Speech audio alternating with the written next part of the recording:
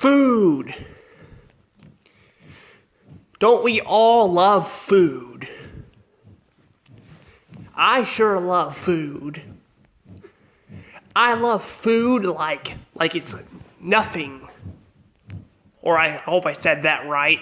Anywho, I do like food. I like lots of food. I like fruits like bananas. I like some vegetables. I'm not really a huge vegetable fan, but I do like, corn on the cob. It's pretty good.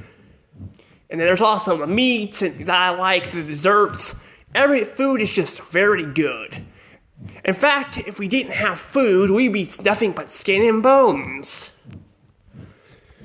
So, anywho, hey guys, this is Dash Joe Rose here. I am back with another review.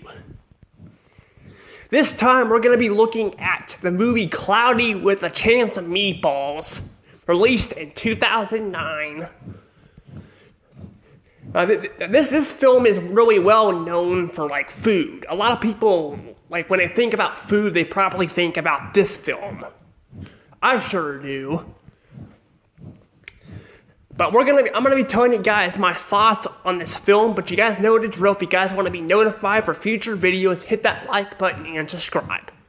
My goal is to get to 300 subs. Yes, 300 subs, because if we can get my channel to 300 subs, I will reward you guys with a review video, and I will do my first top 10. And actually, if we get to 1K subs, which probably won't happen anytime soon, but when it does happen, I will be rewarding you guys with actually a very special video. I've been meaning to actually mention that, but I kept forgetting. But yes, I have something very special for you guys for when we hit 1K subs. But anywho, let's go ahead and talk about this film. So Cloudy with a Chance of Meatballs is actually a very interesting film. Not just because it revolves around food, but it also was based off of a book that came out in the 70s. And my goodness, the book itself, the art and the characters look so much different than the movie. The movie characters, the movie, the characters look all goofy and stuff, while in the book they look like actual humans you would see in the real world. Now I'm not saying the characters' designs look hideous. They actually look really good. They really do. In fact, they look like something that would be out of Pink Panther or the Little Caesars guy, from the Little Caesars, restaurant, mascot and stuff. It's kind of funny how it reminds me of that a lot, but it does. But I get to why the book, the characters look different, because that's usually how not all of them, but that's how a lot of books usually go. I mean, take SpongeBob for an example. That's also a very popular franchise too, I mean, Nickelodeon really wants to make that very clear by airing SpongeBob all the time and stuff, but SpongeBob was also a popular, franchise that started off, it looked way different than its final version.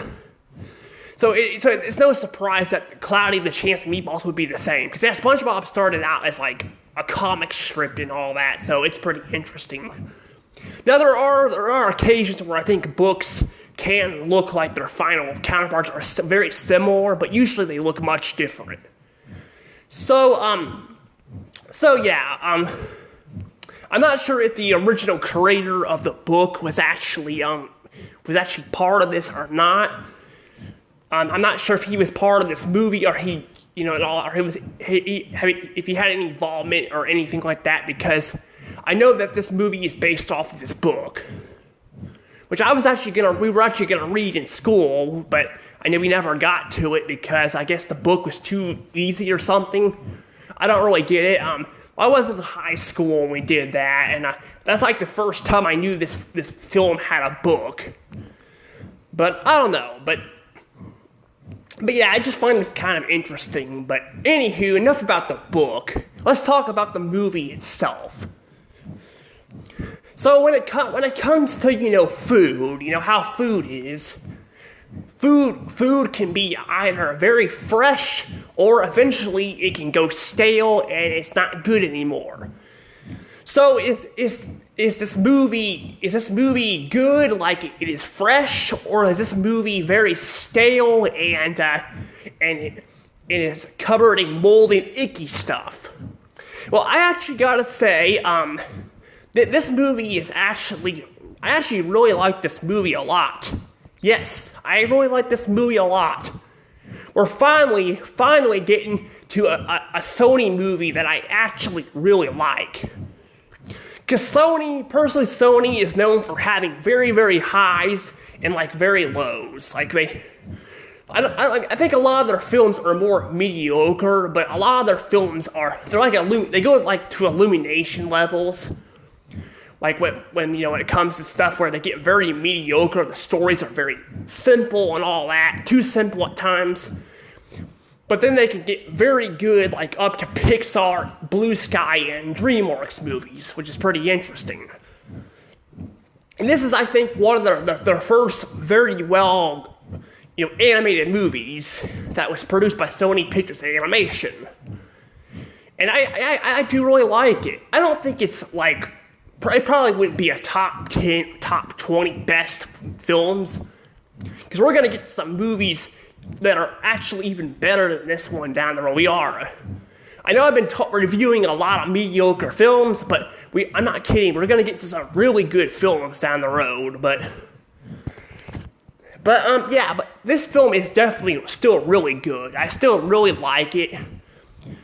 I still can't get over the character designs. They just, like I said, they look like something that came out of Pink Panther or the Little Caesars guy or something like that. But I just like how this film, I like the characters. I do like them. Yeah, they're kind of unlikable to Flint, but they don't make them too unlikable where you just hate them, because there's times where you can make characters super unlikable to the point where they're just frustrating to be on screen. But I think they actually make him unlikable in this movie very well, because Flint is our main antagonist. I think that's what you would call him, an antagonist. I believe it's the main. Well, let's call him the main character. Because I'm not sure if the antagonist means it's a character that's bad, always bad, or just our main focus. I don't know. Someone can explain that in the comments below, because I should know that stuff, but I really didn't learn that kind of stuff in school, so I don't really know. And personally, I was in special education classrooms because I have autism, but yeah, basically Flint is our main hero. Our main guy. He wants to impress the world, Basically, he was as a kid, he was basically a laughingstock, and people treated him like scum. But basically, his mom encouraged him, to keep inventing, because she pointed out that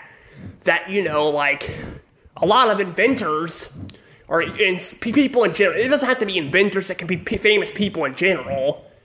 I think Albert Einstein, I don't think he was an inventor, but he was a crazy scientist too. But the point is she basically pointed out how a lot of these guys were treated like weirdos, but they ended up improving the world that they are not weirdos and that they can actually create good stuff. That's actually true. Look at the people who made airplanes. I don't remember what grade I was in when I learned this, but I learned that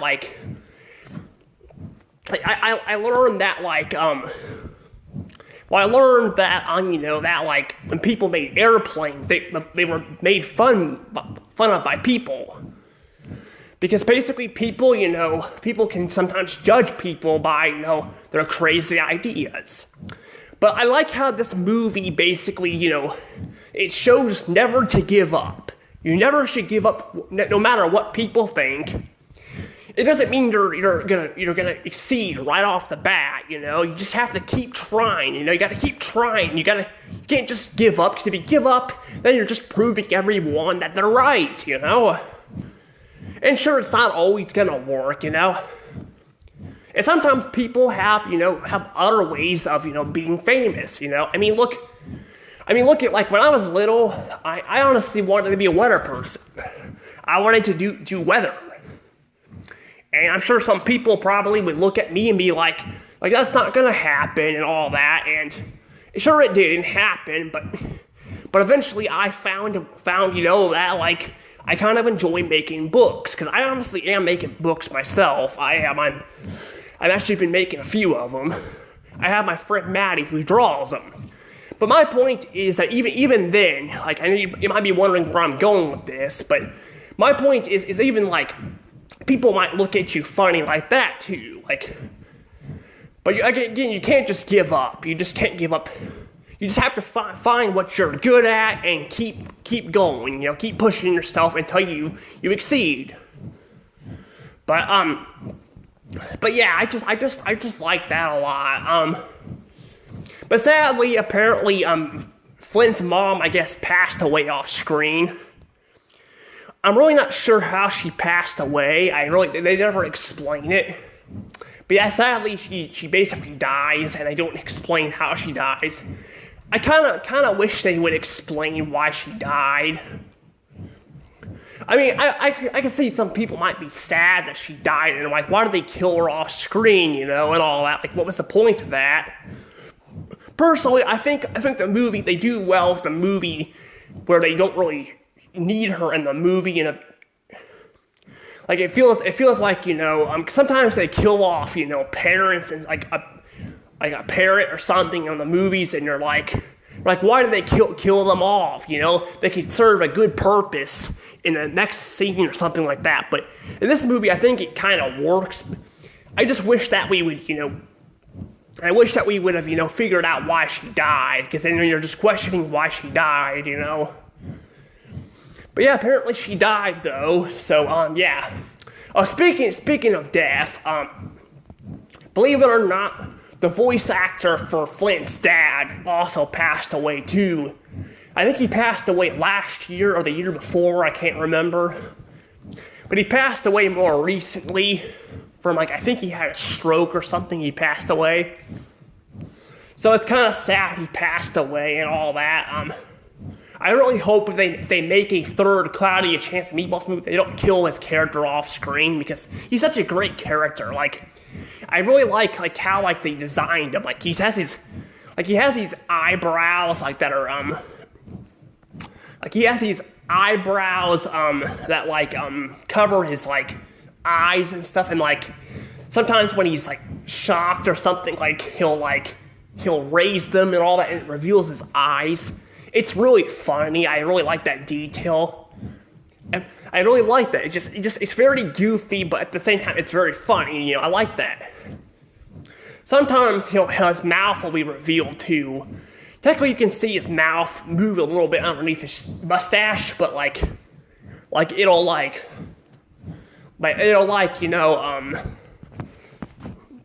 But basically, though, it usually is his eyes that are covered all the way, though. But sometimes it will reveal his mouth when he's super surprised or shocked. It'll, like, his mouth will be completely visible. It's pretty funny. Like, come on, you guys can't go wrong with that. Like, who out here watches the movie and it's like, wow, that's pretty cool. And we see Flint's dad, his eyes just, like, appearing out of nowhere underneath his eyebrows and stuff. It's just really funny. Like, I really like it. But yeah, but I really hope they don't kill his character off in the third movie if they ever make one, because I hear they were planning on making one, I think. I could be wrong, but I read some comments on that. I think they only made 2 books, but I think I heard they were gonna make a third one, but I'm not sure. I could be wrong. But yeah, I just gotta say though, I really do like Dad. I think he's really good. And I know some people might get frustrated with him, like he's like how he just doesn't have faith in his son. But he doesn't have faith in his son and all that, and he's and basically there's like one point where like they're like eating steak like in a restaurant, like falling from the sky, and instead of he's saying I am impressed by this machine, but you may think that the steak looks a little too big. He just immediately jumps to that. Yeah, he immediately jumps to just like kind of trashing on his his like giant steak that's fallen from the sky. And I get that he's looking after his son. He's looking after his son, and he wants his son to do well. But he cares for him. But I kind of wish they didn't do that. But I really wish they didn't do that, because that's kind of feels like a cringe, moment in the movie. But otherwise, he's a pretty decent dad. I really do like him. I do like him a lot. Like I said, I like his design. I like him as a character. But yeah, so it's basically pretty interesting though. But yeah, I don't know. But yeah, I don't know. But basically though, this movie though really does have a lot of good moments, and like I think it definitely is animated very well too, and all that. But yeah, it's really animated well. But I haven't even talked about the villain in this movie yet, because honestly, now this is kind of a stretch of a villain, but I'm gonna go ahead and count him as a villain. So we have the mayor here. Yes, a decent looking guy, right? With a little smile and all that. Something that looks like something out of the Powerpuff Girls. Like, I mean, you may be thinking, what is that? The Powerpuff Girls art style doesn't look anything like this. Well, there's actually a villain who sucks out people's brains and stuff, like not like their entire brains, but like drains their knowledge and stuff, like to get smarter and stuff. Like, he just looks a lot like it. He's short and he's got a face like it. It's pretty ironic. Like when I watched that one Powerpuff Girl episode, I can't remember what season or episode it was, but I watch it and I'm like, it just reminds me of the mayor here. Like he just looks like that one villain from the Powerpuff Girls. But anywho, speaking of him being a villain and stuff, I would say yeah, he's kind of a villain. Yes, he's kind of a villain in a way. Basically though, his motivation is apparently he wants to get bigger. And I mean bigger like bigger like not famous bigger, but he literally wants to get bigger. Like he wants to get like he wants to gain a lot of weight and all that, and it's really interesting like his motivation. I don't think I've ever seen a villain who's obsessed with eating food and wanting to get bigger and all that. But yeah, I think it's really, really funny, like how he's just throughout the movie he just keeps gaining weight to the point like by the end of the movie he's literally freaking like on a freaking scooter and all that. Like it's just crazy.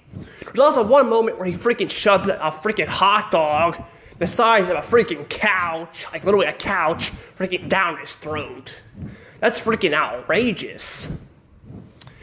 But the thing is, though, you may be thinking, like, why is it kind of, like, why am I saying, like, him being kind of a villain, kind of not? Well, the thing is, though, the mayor is basically basically he's obsessed with food and all that, and he uses, like, Flint to get to food, and basically there's, like, one scene where, like, he manipulates him and all that, and then he, like, he basically there's another scene, like, where Flint's going to turn off the machine and all that, and then he's stopping him and all that, and, like, he destroys the machine. It feels like he feels more like he's obsessed with food, like, he feels more selfish. He doesn't feel more like a villain. he just feels more like a selfish guy who is obsessed with food and only cares about himself. I don't know. He just doesn't feel like an actual villain, but I'm kind of fine with that, you know. Despite there being a deleted scene where he actually is more threatening. Because there's a deleted scene in this movie I didn't know about until like a week ago. But there's a deleted scene where like where there's like a spaghetti twister and all that. Which, by the way, is pretty well animated when like Flint's like going to to shut his machine off before he meets the mayor again. It's pretty well animated the way he like lands to the ground. But yeah, it's pretty funny, you know. But basically though, he like but there's like this deleted scene and all that, and like it's basically extended longer. We have like Earl, which by the way, Earl, I'm gonna get to him in a second, but Earl basically is like trying to save his son and stuff, and they both get stuck up in the twister. And then we get moments where the mayor's like basically they make him more of a jackass by basically a typical villain, you know, like where he's basically pointing out how Flint Lockwood is basically, you know, where he's basically, you know, eating and, basically he's basically chickening out and all that. He basically points that out, and basically it's a pretty good scene. I think they cut it out because it was it was a little too, too much or something for kids. Because at one point the mayor also throws tortilla, I can't remember what kind of chips there are, but they're like, I think they're called tortilla chips, I can't remember, but they're like triangle shaped, like he's like trying to slice them, and I'm like, why did they cut that out? I'm like, there's plenty of villains and movies that do crap way worse than what he did in the deleted scene. I mean, look at freaking Scar from The Lion King. He literally he pushes freaking Mufasa off the cliff and freaking knocks him into, a tray of I think they're antelope or something, I'm not sure what they were, in case it kills him, and then later he freaking literally gets killed, eaten by freaking hyenas. So I'm like, why did they cut that out? I don't really get that, and I'm not sure if Earl and his son were actually gonna die in the movie or not. I'm not sure, because basically it just shows that one scene, and it cuts to them getting sucked up in a tornado, which is made out of spaghetti, and basically we cut to the mayor and Flint basically fighting. So I'm not really sure why they cut that out. I really don't get the reasoning behind it, because like I said, it's because there's way more violent things that happen in kids' cartoons than the mayor freaking throwing that sharp nacho chips at Flint, to basically kill him, But I don't know. I just think the mayor's more, he's more like I said, a jerk. But the scene kind of made him look more threatening. But I'm still all right. I just wish they had that scene in the movie too, because I think it would have worked. But yeah, I don't know. I just really don't. Like I said, I think he's still a great guy. He's not really a super villain. Believe it or not, the second movie will have him. The second movie, he'll be there actually will be a villain in the movie that's actually threatening and actually evil, but he's still a great guy. I think he's still, well, not a great, good guy, but a great character, Speaking of great characters, a lot of people like the mayor from the Chance of Meatballs. But personally, my favorite character, honestly, I gotta say, is honestly Earl. Yeah, Officer Earl. Earl is literally probably my favorite character in both Chance of Meatballs 1 and 2. I really like him. I really like how he does all these flips and all that when he's I like how he's all talking all tough and stuff to Flint when Flint's basically, like taking a machine, to create food and stuff to like a power source or something like that. I really think it's funny. And I like how he's like, I have my eye on you. That's really funny.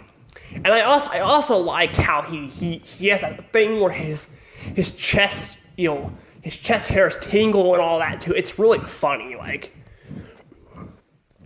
I really like his character. Like, I really like him a lot. It's just really funny. Like, it's just really funny, how they make him like a very interesting character. Like, he does these flips and stuff. I just think he's like the best character in the movie. Like, I really like him a lot. I'm glad he returned in the second movie too, because he's also really good. But I especially like the moment where he literally goes to Flint. He literally goes to Flint to get his son a birthday present, which is ice cream, and basically he says happy birthday, son, and all that. His son and him slide down a roof, and he's like, I love you, son, and all that. And I just like that a lot. So not only he's a badass cop who's very funny and is very good at acrobatics, but he's also a great dad too, and a great friend to Flint. Now I don't know what you could get any more out of a guy like that. That's impressive. So yeah, there's a lot of things I really like about this movie. There's a lot of things. There's a lot of things I do like, and I also like the romance between Sam and also Flint. It's really good. Like, it really is. It's not the best romance I'm seeing, but it's certainly better than Ice Age 2. Because personally, I reviewed Ice Age 2, and I did not like how they handled like Manny and Ellie's relationship and building it up. I felt like it felt forced, and I felt like she was unlikable. But Sam and Flint are both likable characters, and I think they both work very well. They're both smart and all that, and I especially like the moment where Flint basically points out that Sam should be who she is instead of trying to hide it. Being a weather girl who wears glasses and a ponytail. So I really like their dynamic. I really do. But this movie is just really good. I really do like it. I like it a lot, and I'm going to go ahead and give it a score. This movie is getting a good and definitely 120 points. What can I say? What can I say about this movie? It's just really fun. Now, it's not one of my, it's not on my top 20, movies of all time list. I mean, it could be. I don't know. I have to really think about it. But that's the thing, though. There's just a lot of really good movies out there. But this movie is still really good. It's still a really good movie. I really like this movie a lot. I'm glad they made a sequel to it because it's really good. But yes. But yes, I do like this movie a lot. I like the mayor as a somewhat villain, but more of a jerk.